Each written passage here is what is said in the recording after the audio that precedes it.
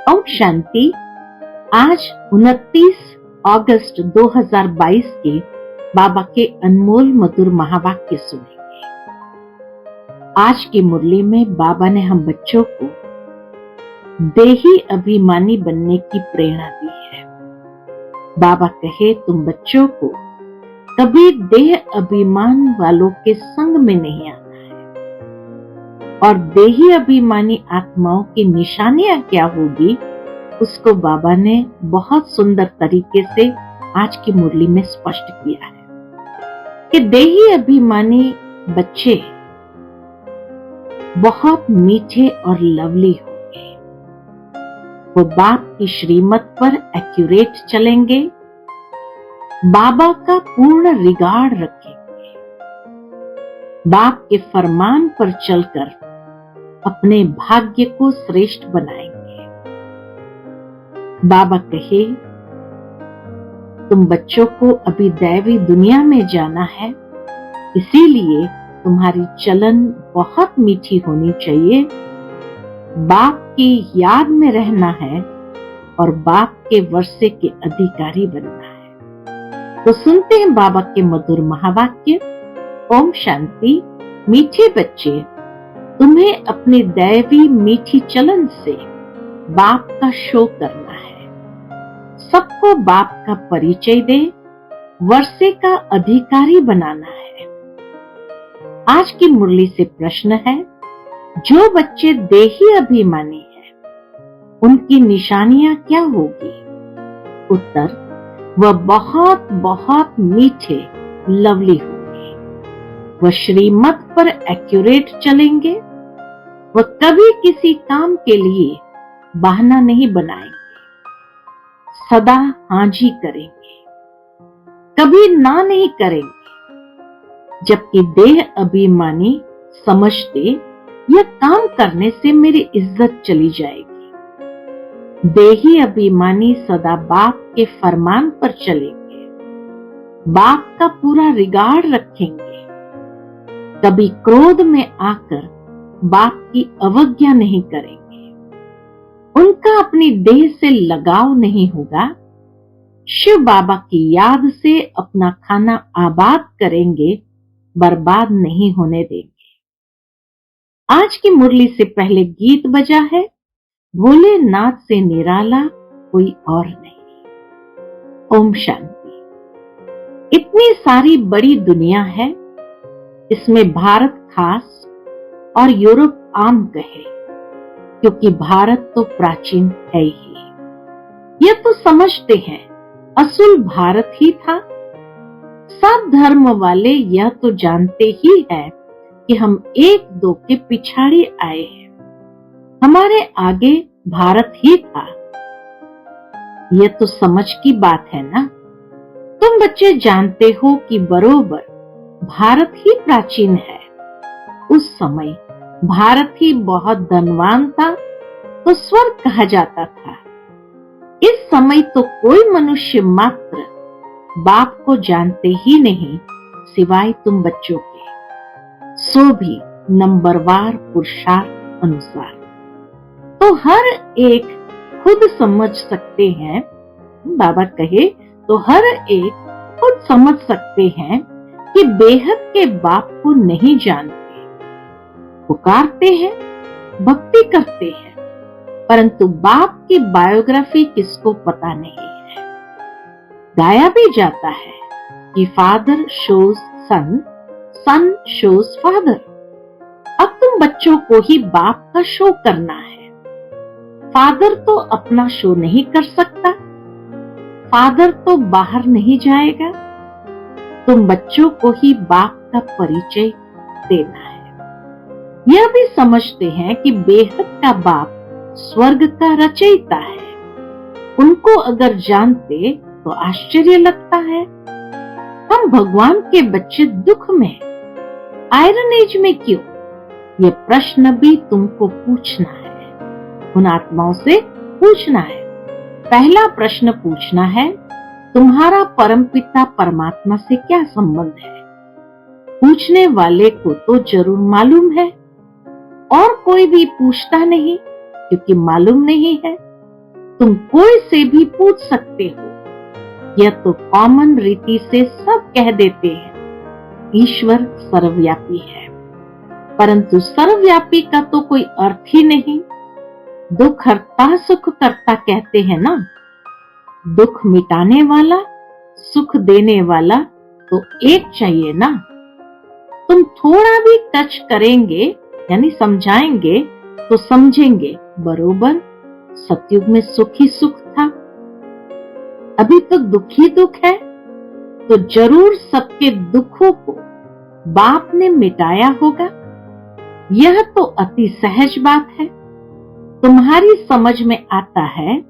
हम पारलौकिक माता पिता के बने हैं। यह ज्ञान की बातें अभी यहां चलती है, सतयुग में नहीं चलती। वहां तो न ज्ञान है न अज्ञान है। सतयुग में न ज्ञान है न अज्ञान है, न ज्ञान की प्रालब्ध कहेंगे। ज्ञान देने वाला वहां कोई है नहीं। ज्ञान से तो प्रालब्ध पा ली है। तुम अभी ज्ञान से प्रालब्ध पा रहे हो, वो भी नंबरवार पुरुषार्थ अनुसार। देही अभिमानी बनना बड़ी मेहनत की बात है। अब यहां से बाबा की मुरली आरंभ होती है। देही अभिमानी बनना, देही अभिमानी बनना बड़ी मेहनत की बात है। शिव बाबा की सर्विस में जो तत्पर रहेंगे वही देही अभिमानी बन सकते हैं। देह अभिमान आ जाने से फिर उनसे वह खुशबू निकल जाती है। उनकी चलन से ही सारा मालूम पड़ जाता है कि यह देह अभिमानी है। बाबा कहे चलन से ही पता चलता है कि यह देह अभिमानी है। देही अभिमानी बहुत मीठे लवली होते हैं। हम एक बाप के बच्चे ब्रदर्स हैं, आपस में भाई बहन भी हैं। दोनों ही श्रीमत पर एक्यूरेट चलने वाले हैं। ऐसे नहीं कि एक श्रीमत पर चले दूसरा बहाना बनाकर बैठ जाए। श्रीमत पर न चलने वाले को बाप कभी अपना बच्चा कह नहीं सकते। बाहर से भल बच्चे बच्चे कहते हैं, परंतु अंदर में समझते हैं कि यह नाफरमान वरदार है। ये क्या पद पाएंगे? बाप दादा दोनों समझ सकते हैं। श्रीमत पर अमल नहीं करते हैं। देह अभिमान वाला श्रीमत का अमल नहीं करते हैं। देह अभिमान के कारण श्रीमत पर चलते नहीं हैं। देही अभिमानी बड़े मीठे होंगे। ये आसुरी दुनिया कितनी कड़वी है। माता पिता भाई बहन सब कड़वे। यहाँ भी जो देह अभिमानी है वह कड़वे हैं। अभी तो तुम देही अभिमानी बन रहे हो। कोई तो सिर्फ तमो प्रधान से तमो तक आए हैं, सिर्फ प्रधानता निकली है। बाबा कहे कोई तो सिर्फ तमो प्रधान से तमो तक आए हैं, सिर्फ प्रधानता निकली है। कोई रजो तक पहुंचे हैं। सतों में तो कोई कोई आए हैं। ऐसे नहीं कि धीरे धीरे आते जाएंगे। कब तक धीरे धीरे चलते रहेंगे? देही अभिमानी को कभी देह का अभिमान नहीं रहेगा। देही अभिमानी को कभी देह का अभिमान नहीं रहेगा कि यह काम मैं क्यों करूं, इसमें मेरी इज्जत जाएगी। तुम पाकिस्तान में थे तो बाबा भी बच्चों को सिखाने के लिए सब काम करते थे कि देह अभिमान न रहे। देह अभिमानी बनने से सत्यानाश हो जाती है। देह अभिमानी बनने से क्या होता है? संपूर्ण अपना सत्यानाश कर देता है। बाहर में जो प्रजा बनने वाले हैं उनसे भी गिर पड़ेंगे।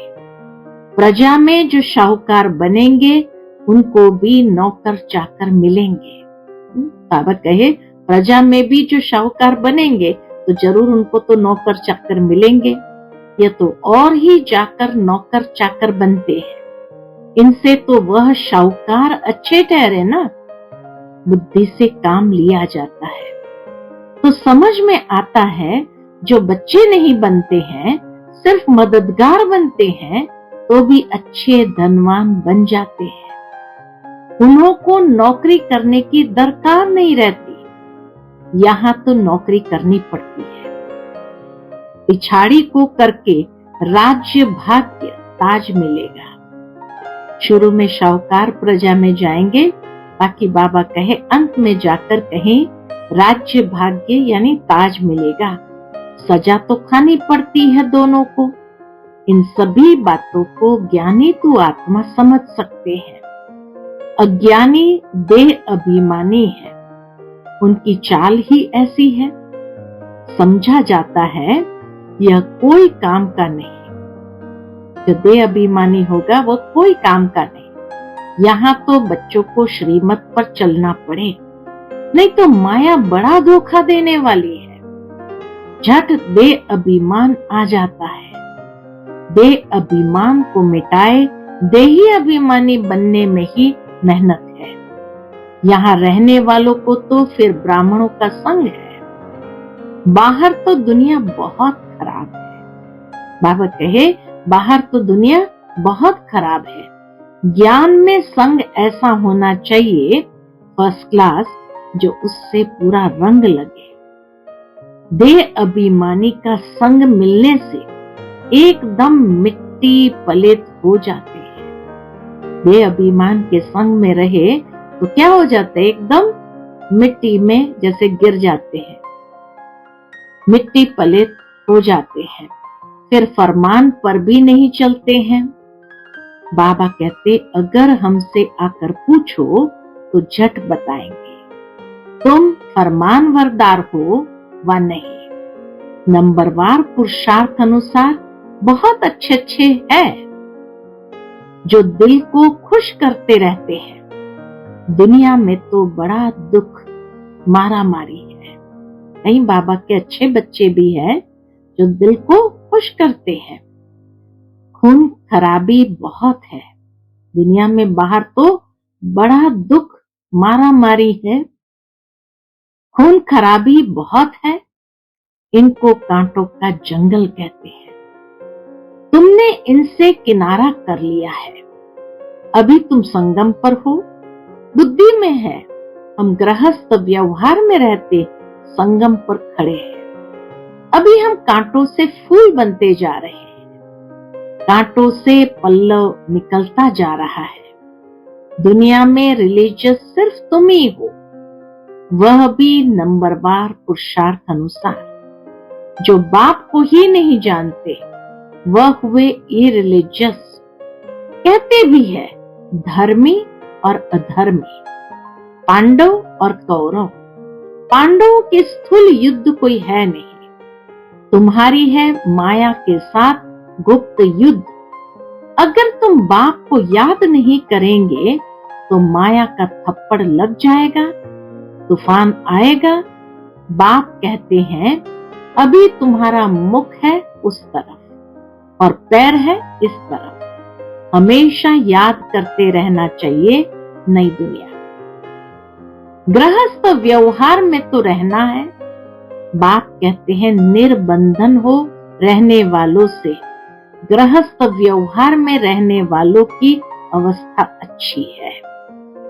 बाबा ने कहा कि कई ऐसे निर्बंधन है, लेकिन उनसे भी गृहस्थ व्यवहार में रहने वालों की अवस्था अच्छी है।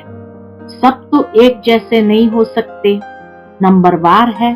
स्कूल में कोई एक जैसा नंबर थोड़ी लेते हैं। यह भी बेहद का स्कूल है।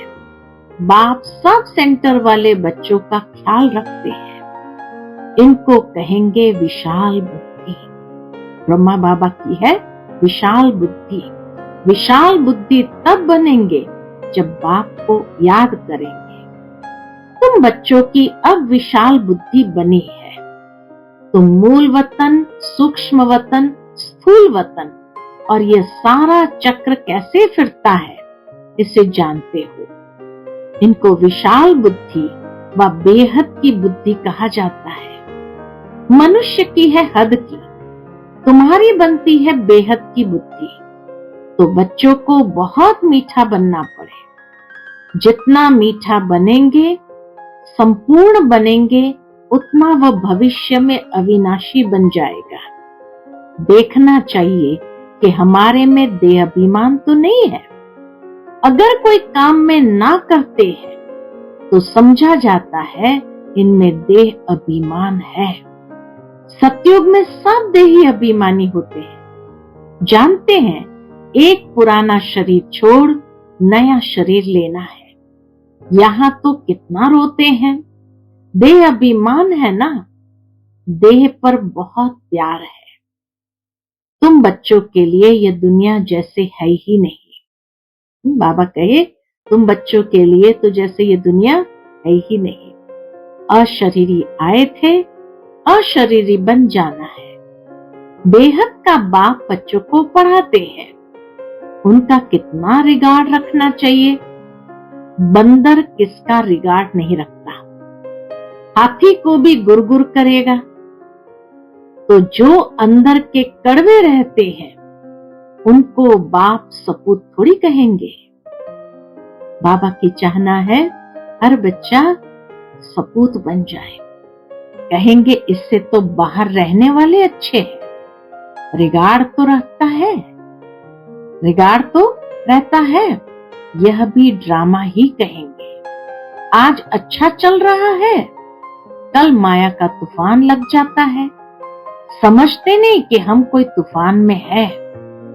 बड़े बड़े को भी तूफान तो लगते हैं ना, फिर भी ड्रामा कहा जाता है। हम शिव बाबा से वर्षा लेते हैं। ये भूलने से खाना बर्बाद हो जाएगा। बाबा कहे, हम शिव बाबा से वर्षा लेते हैं, यह बात भूल जाने से खाना बर्बाद हो जाएगा। खाना आबाद होगा शिव बाबा के भंडारे से। इनको भूला तो झोली खाली हो जाएगी। प्रजा में भी साधारण पद पाएंगे, सजा तो बहुत खाएंगे। खुद छोड़ने से फिर औरों को भी संशय बुद्धि बनाते हैं। बाबा को तो तरस पड़ता है, परंतु माया का वार सहन नहीं कर सकते हैं। उस्ताद सिखलाते तो बहुत है, अचल अडोल रहना है।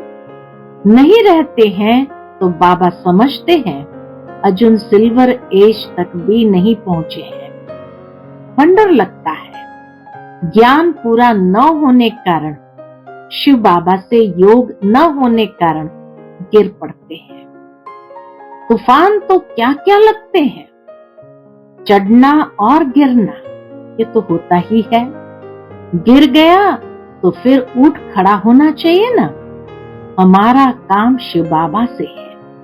कुछ भी है, हमको वर्षा शिव बाबा से लेना है। मम्मा बाबा भी उनसे ही लेते हैं। उनको ही याद करना है, उनकी मुरली सुननी है, नहीं तो कहाँ जाएंगे। हट्टी तो एक ही है ना। यहाँ आए बिगर मुक्ति जीवन मुक्ति मिल नहीं सकती। यहाँ आए बिगर मुक्ति जीवन मुक्ति मिल न सके। बाप के सामने तो आना है ना। हाँ, कोई बांधेली है, बाबा की याद में मर पड़ती है तो वह भी अच्छा पद पा लेती है। यहाँ जो देह अभिमान में आकर अवज्ञा कर लेते हैं, उससे उसका पद अच्छा है, क्योंकि बाबा की याद में मरी ना। कितनी गुई है बाबा कर्म फिलॉसफी हम बच्चों को समझा रहे हैं। अच्छा सौभाग्य है ना, इस ज्ञान मार्ग में कोई और तकलीफ नहीं है। बड़ा सहज है। यहाँ देही अभिमानी बहुत बनना है। बहुत देह अभिमान में रहते हैं। बाबा तो और कुछ कहते नहीं, सिर्फ दिल से अंदर तरस पड़ता है। शिव बाबा के भंडारे से शरीर निर्वाह करते हैं। यज्ञ की संभाल कुछ नहीं करते हैं तो पद क्या पाएंगे। इस यज्ञ की तो बहुत संभाल करनी है। जहां भी सेंटर स्थापन होते हैं वह शिव बाबा का ही यज्ञ है। सारे सेंटर्स भी शिव बाबा का ही यज्ञ है। इस यज्ञ रचने के लिए सिर्फ 3 पैर पृथ्वी चाहिए, बस। कोई बुरे हैं, खुद समझा नहीं सकते हैं, अच्छा फिर कोई बहने व भाई को बुलाओ, कोई बहने व भाई को बुलाओ, एक छोटा कमरा बना दो और बोर्ड लगा दो। बड़ा पुण्य का काम है। अभी कलयुग है, विनाश सामने खड़ा है, बाप से जरूर स्वर्ग का वर्षा लेना है। स्वर्ग का वर्षा मिलता ही है संगम पर, जबकि पुरानी दुनिया खत्म होती है, नई दुनिया स्थापन होती है। संगम पर वर्षा मिलता है, जो फिर भविष्य के लिए अविनाशी हो जाता है। तुम बहुत समझा सकते, सिर्फ 3 पैर पृथ्वी चाहिए, बस। 1-2 को उठाया तो भी कहो अहो सौभाग्य। बाबा कहे 1-2 को उठाया तो भी अहो सौभाग्य। तुम एक ही मंत्र देते हो, मन मना भव। सिर्फ कहते हो बाप को याद करो तो अंत मते सुगति हो जाएगी। बाप स्वर्ग का खजाना देते हैं। सुना, बस बुद्धि में बैठा, स्वर्ग में आने लायक बन गया। जगह देने वाले को हक मिल जाता है। बाबा इतना सहज कर बताते हैं, बाबा इतना सहज करके बताते हैं। कोई को सुखधाम का रास्ता बताओ, प्रजा बने वह भी अच्छा, नंबरवार बनते जाएंगे। 3 पैर पृथ्वी का मशहूर है, इससे तुम विश्व के मालिक बनते हो। प्रजा भी कहेगी ना, हम विश्व के मालिक हैं। ये मकान भी 3 पैर पृथ्वी है ना, शुरू भी 3 पैर पृथ्वी से हुआ। आरंभ जब हुआ कराची में, हैदराबाद में, तो बाबा कहे शुरू भी 3 पैर पृथ्वी से हुआ। एक कोठी थी, ब्रह्मा बाबा की कोठी थी, फिर धीरे धीरे बड़ा बनता गया। ऐसे बहुत आएंगे जिनको बाबा कहेंगे तुम ऐसे पैसे क्या करेंगे। तुमको बहुत अच्छी राय देते हैं कि 3 पैर पृथ्वी की ले लो, 10-15 हॉस्पिटल कॉलेज खोलो, अपने गांव में मकान किराए पर ले लो, यह तो सब खत्म हो ही जाएगा। इससे तो इस खर्चे में 10-15 सेंटर खोलो तो बहुतों का कल्याण हो जाएगा। तुम बहुत धनवान हो जाएंगे। तुम छोटी सी जगह में यह कॉलेज खोल सकते हो। तुमको सिर्फ रास्ता बताना है, अंधों की लाठी बनना है, जगाना पड़ता है। बाप और वर्षे को याद करो तो बस तुम्हारा बेड़ा पार है। और कोई खर्चे आदि की बात ही नहीं। बाबा कहे और कोई खर्चे आदि की बात ही नहीं। बेहद के बाप से बेहद का वर्षा लेंगे। समझाना बड़ा सहज है। अच्छा, मीठे मीठे सिकिलते बच्चों प्रति माता पिता बाप दादा का याद प्यार और गुड मॉर्निंग। रूहानी बाप की रूहानी बच्चों को नमस्ते। हम सब रूहानी बच्चों की रूहानी माता पिता बाप दादा को याद प्यार गुड मॉर्निंग और नमस्ते नमस्ते। शुक्रिया बाबा, शुक्रिया। आज की मुरली से धारणा के लिए मुख्य सार है। पहली पॉइंट, फर्स्ट क्लास ज्ञानी तू आत्माओं का संग करना है, देही अभिमानी बनना है, देह अभिमानियों के संग से दूर रहना है। दूसरी पॉइंट, यज्ञ की बहुत प्यार से सच्चे दिल से संभाल करनी है, बहुत लवली मीठा बनना है, सपूत बनकर दिखाना है, कोई भी अवज्ञा नहीं करनी है। आज का बाप दादा का मधुर वरदान हम बच्चों के प्रति है, ज्ञान गुण और शक्तियों से संपन्न बन दान करने वाले महादानी भव। ज्ञान गुण और शक्तियों से संपन्न बन दान करने वाले महादानी भव।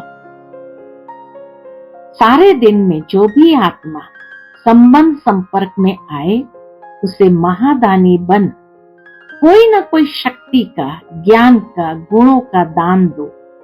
दान शब्द का रूहानी अर्थ है सहयोग देना।